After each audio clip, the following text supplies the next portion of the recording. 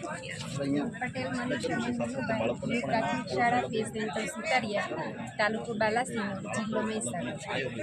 મહીસાગર જિલ્લામાં જે 8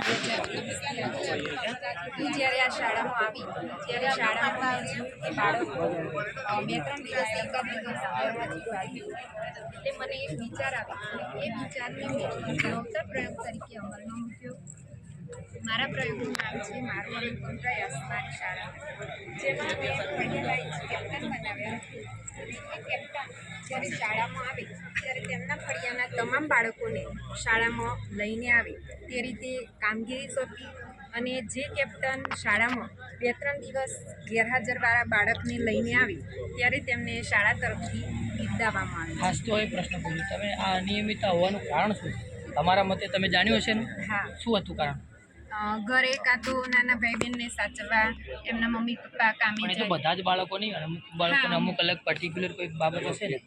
પર્ટિક્યુલર કઈ બાબત તમને 2-4 લાગી કે જે ખરેખર આ અનિયમિત બાળકો હોય છે? કરવા માટેના આપણા જે પ્રયાસો જે છે એમાં આપણે શું નવીને લાવી શકીએ? કારણ કે અત્યારે ડ્રોપ આઉટ જે છે બાળકો આવે પછી સ્ટોપ થઈ જાય.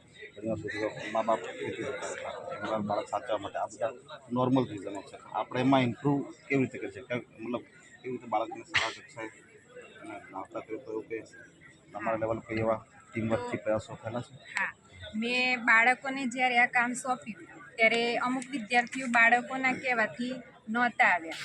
એ જગ્યાએ મેં જાતે પ્રયત્ન કર્યો અને શાળા વ્યવસ્થાપન સમિતિ SMCનો સહકાર લઈ અને બાળકોને શાળામાં લાવવાનો પ્રયત્ન કર્યો. મેનલી સંખ્યા વધે એના માટે આપણે મતલબ ઇવન આચાર્ય હોય કયા કામસર નથી આવતું એ જાણીને એનું મતલબ ઉપચાર આપણે નિદાન કરીએ તો એ બાળકને મધર ફાધરને પણ થાય કે નહીં ટીચરો અમારી સાથે જોડાયેલા એમને હોમલી એન્વાયરમેન્ટ શાળાએ આવતી રીઝન મેં જાણ્યું તો અમુક તો ઢોર ઢાંખરો હોય. એ તો જો ઢોર ઢાકર તો હવે એ બાળકને એ કહેવાય શિક્ષણથી વંચિત રાખવાનું છે. આપણે શિક્ષણ તરફ પાછળવા માટે આપણે વાલીને કાઉન્સેલિંગ કરવાનું.